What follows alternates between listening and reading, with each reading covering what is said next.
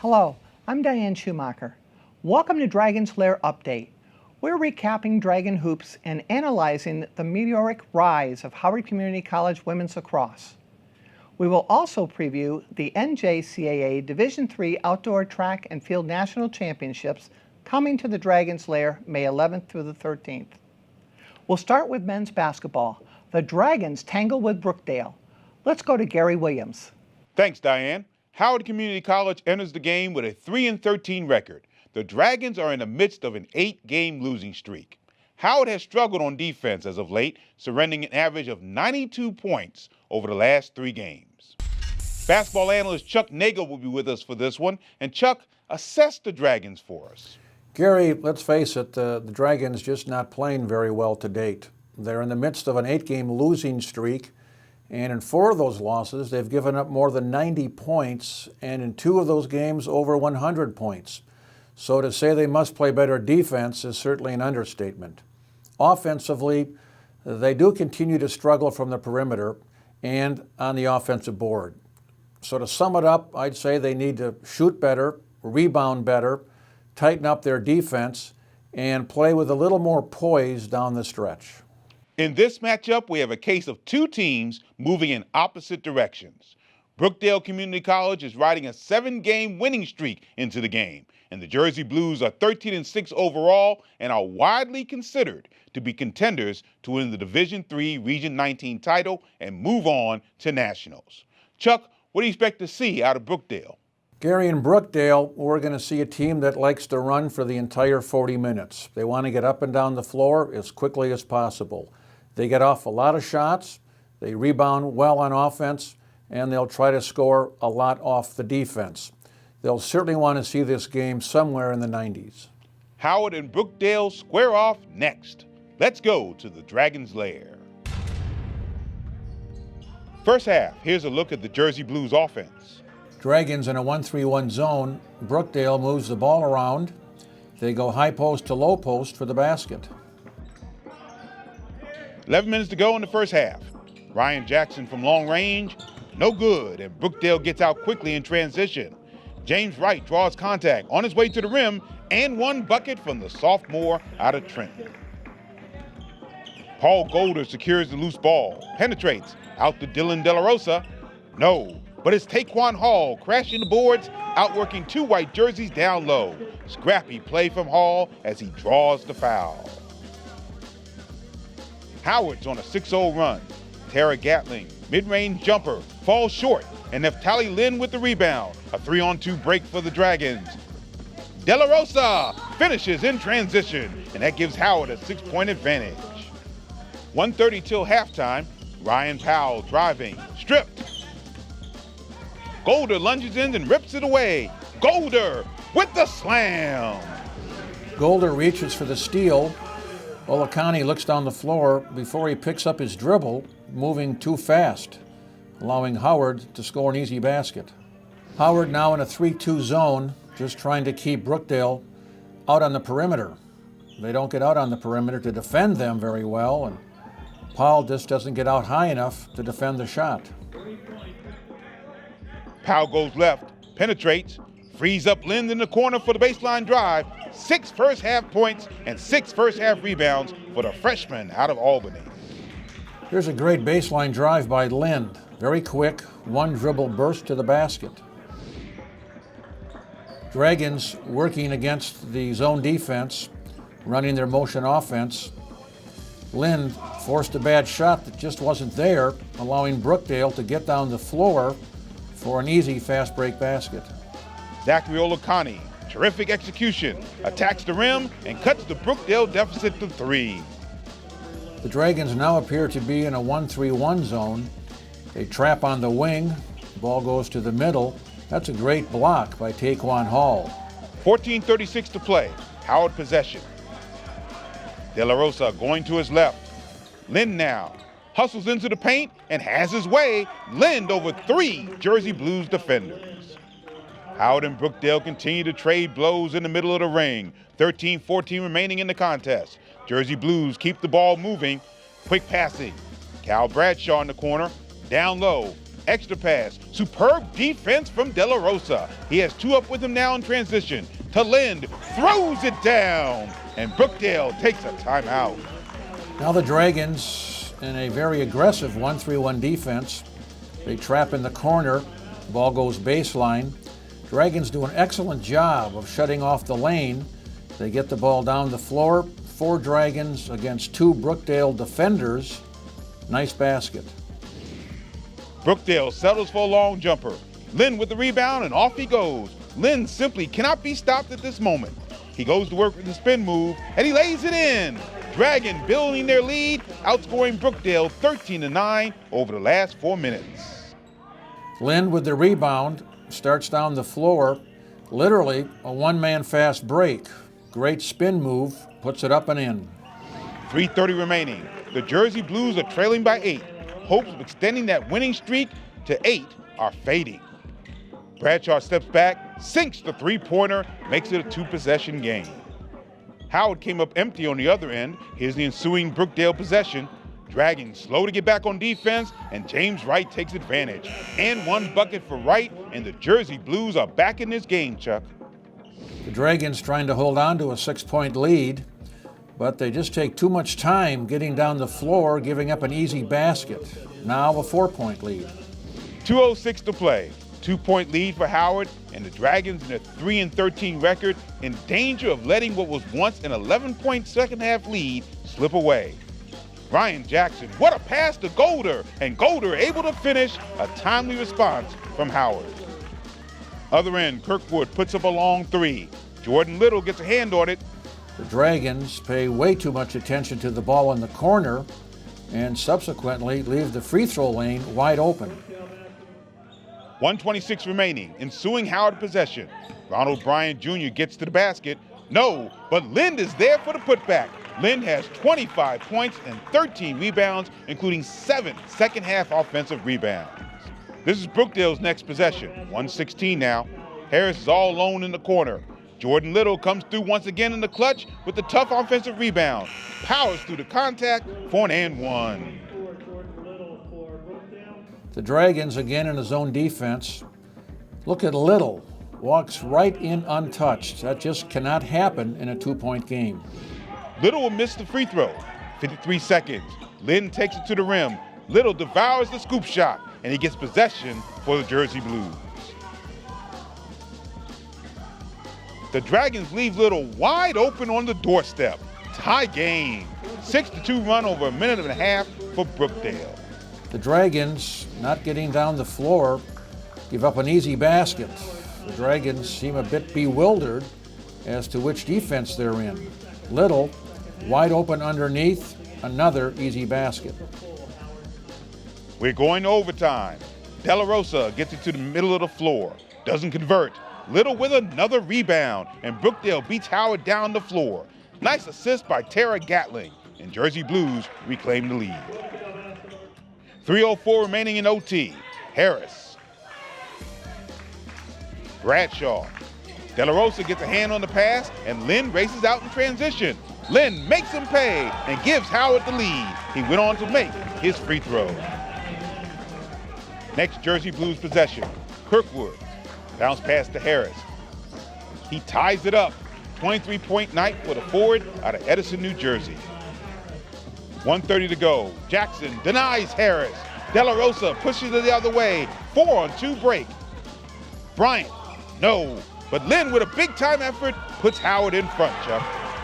Nifty work on the offensive glass by Lind. Comes up with a basket and a chance here for a 3-point opportunity. 43 seconds. Down to 8 on the shot clock. Golder gets the defender in the air. 2 seconds on the shot clock. Golder comes away with a crucial bucket. The Dragons want to be as patient as they can to get a good shot. Patient pays off here. They get that shot, the one they want from Golder. 25 seconds. Brookdale has to score. Keyshawn Kirkwood passes up the shot over to Kerry Kirkwood. Long 3 on the way. Little with the rebound. Connor Jacobs with the block. And refs called a clean block. And that completes a key defensive stand for Howard. Jackson made one of 2. 14 seconds. Keyshawn Kirkwood for three. Dragons get a much-needed win. Let's send it down to Matt Stovall. And what was the key to ending this losing streak tonight? Mainly rebounding, defense. We played as a team, and we got the win.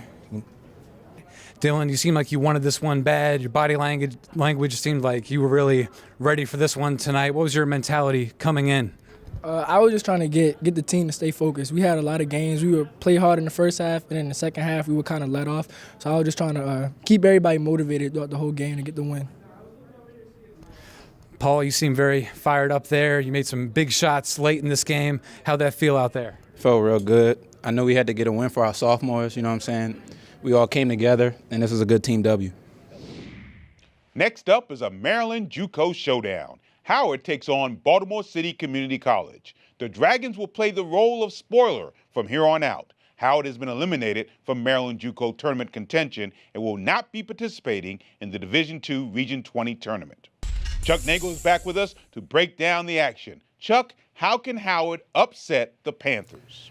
Gary, this will be another one of those Maryland JUCO conference games where the first team to score 90 points may win.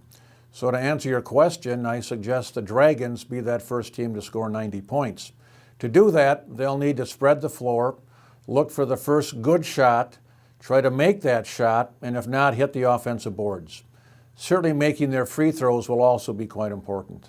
Baltimore City enters the game with a 13-10 overall record. The Panthers sit in 5th place in the Maryland JUCO and are favored to improve their record tonight. Chuck, what makes Baltimore City so tough?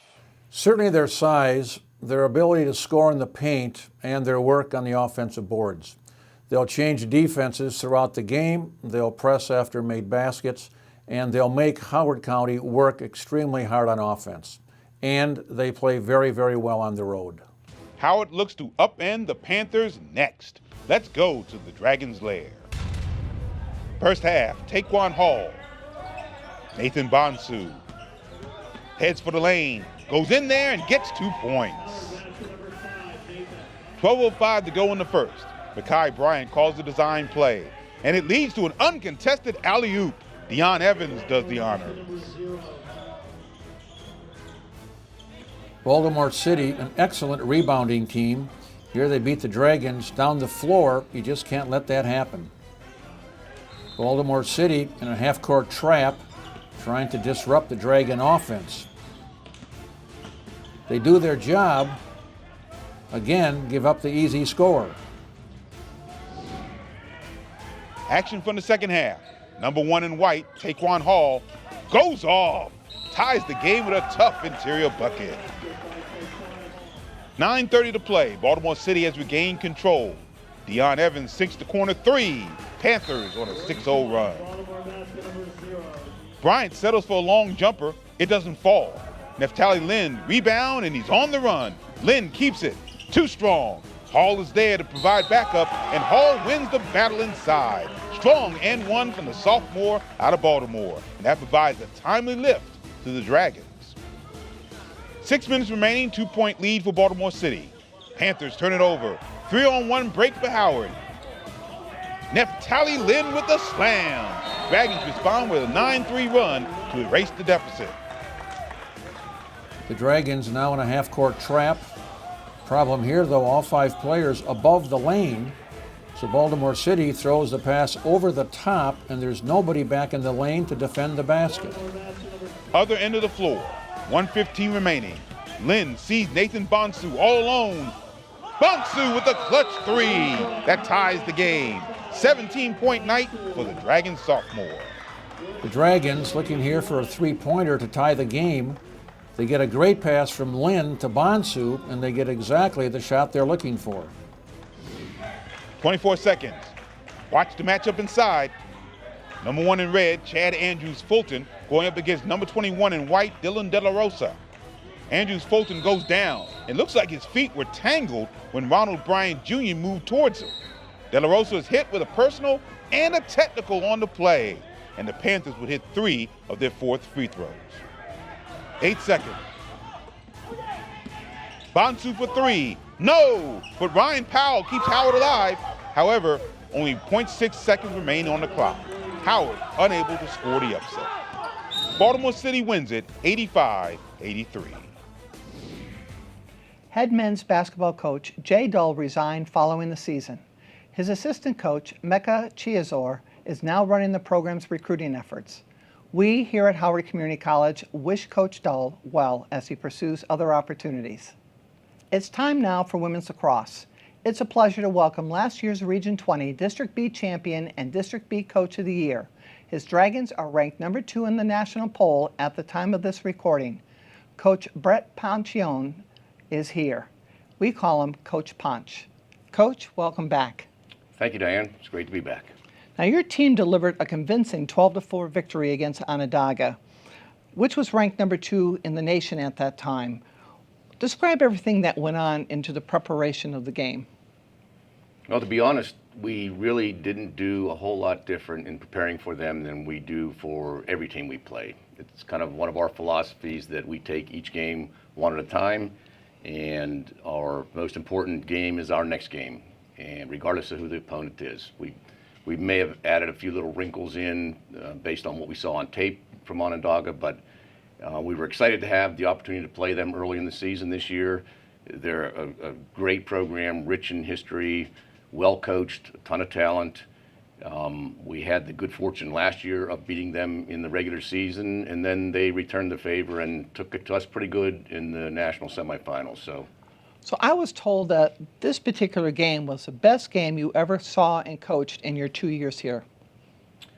Yeah, it absolutely was, and especially in terms of the intensity. I mean, our ladies played 60 minutes from whistle to whistle at such a high level of intensity, redefending the ride game. I mean, it's not uncommon to see during spurts of a game when you can raise your level, but our team really played from start to finish with relentless effort. Talking about the schedule now, you're playing the defending national champion, Monroe, who has had a rich history of winning championships. Why did we schedule them? Well, it was interesting, you know, for the last decade, like you mentioned, the Monroe and Onondaga have been the two teams that have held the national championship, and they're kind of considered at another level in terms of women's lacrosse at this level. We had the good fortune of making it to nationals last year. It was held at Monroe. Visited them, got to meet their coaching staff, their athletic department.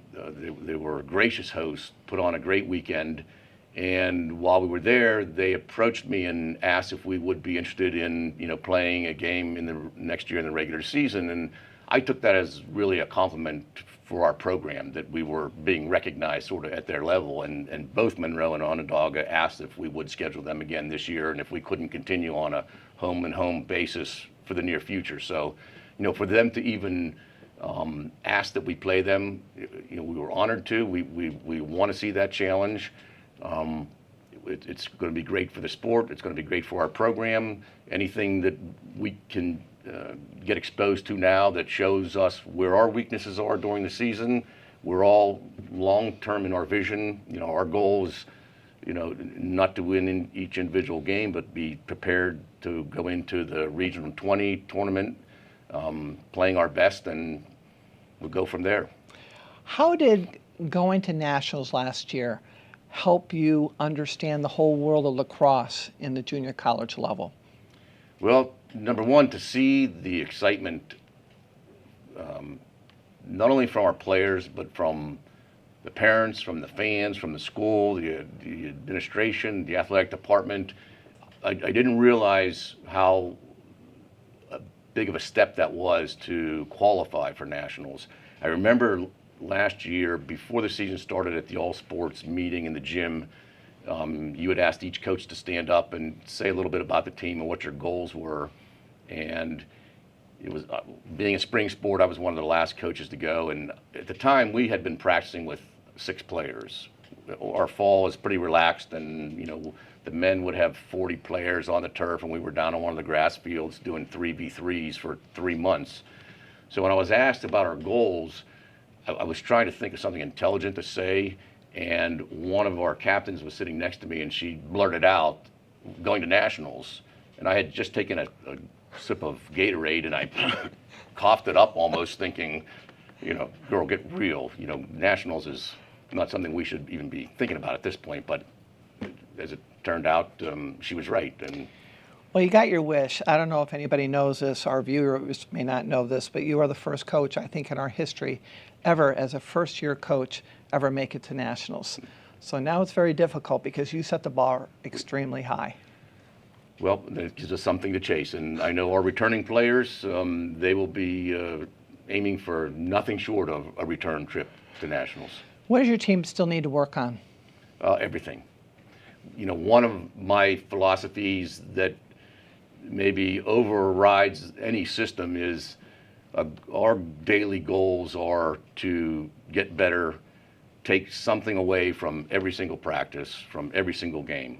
If we're not better after practice than we were before, if we're not better after a game than we were before, we may have won the game 20-2, but if we didn't improve on something, it wasn't a win in my eyes. So there's nothing that we can't work on, and the girls know it, and it makes coaching that much easier when there are things you can work on and you can recognize improvement. Well, Coach, good luck the rest of the season. Thank you very much. It's time now for track and field. The Dragons head south to College Park for an early season test. 2017 Maryland Invitational, University of Maryland, Howard Community College Outdoor Track and Field, competing against the likes of D1 NCAA schools like Maryland, NJIT, and Loyola.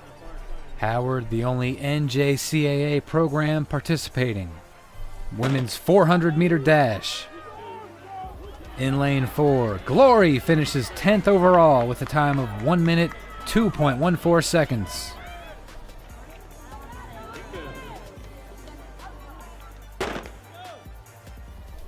Men's 400. Clifton Shaw gets 10th place, 54.67 seconds.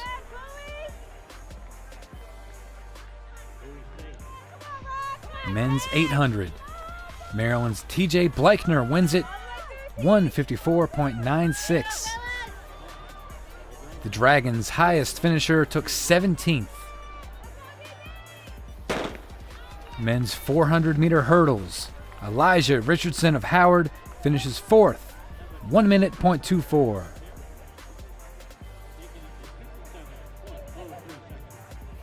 Women's 200. Glory takes 6th place with a time of 26.30, scoring 3 points for the Dragons.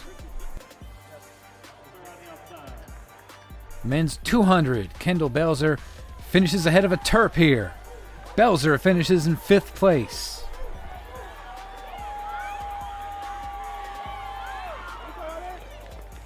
Men's 3,000-meter run.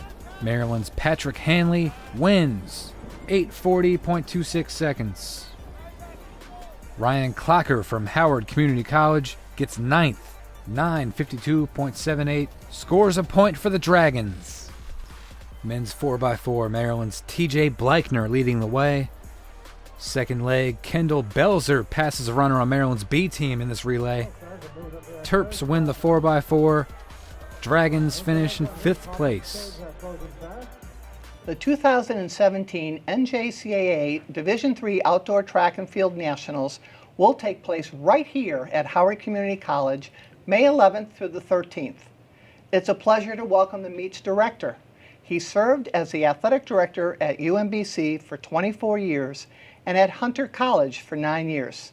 Let's welcome Dr. Charlie Brown. Welcome, Dr. Brown. Thank you. Dr. Brown, what made you, as a retired AD, take on this championship director's role? Well, as you know, I've been retired for 3 years. I received a phone call from you in the middle of the winter saying there was an opening. Steve Musselman had retired, and you were looking for someone to direct the track meet. I happen to be a former track athlete and obviously an athletic director who's run a whole bunch of track meets, and I was intrigued by directing a national championship track meet.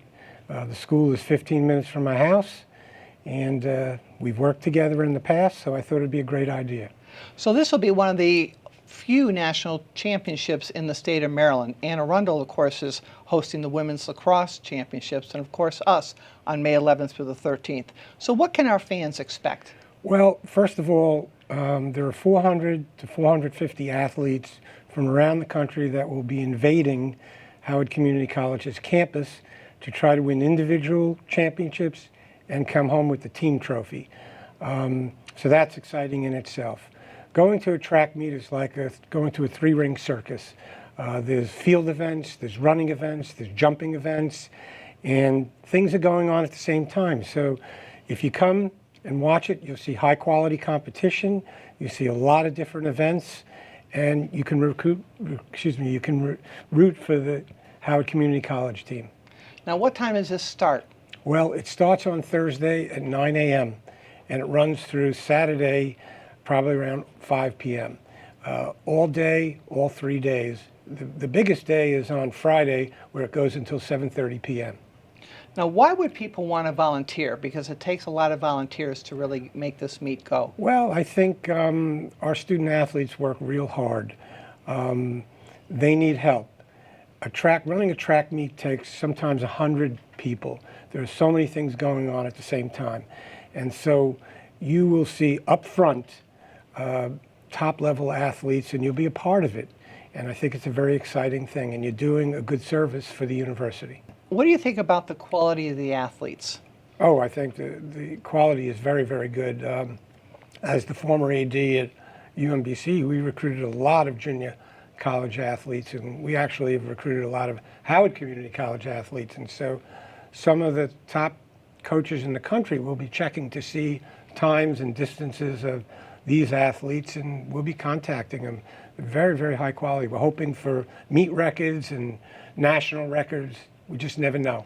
Now, as a volunteer, what should they expect coming to this meet and helping out? Well, we're hoping, and we're already receiving a lot of volunteers online. You can go online and register for it, and we will have an orientation for all those people. But they will be assigned to either a field event or several field events, and they will help the officials run the event, help in measuring how high the high jumpers are going or how long the long jumpers are going.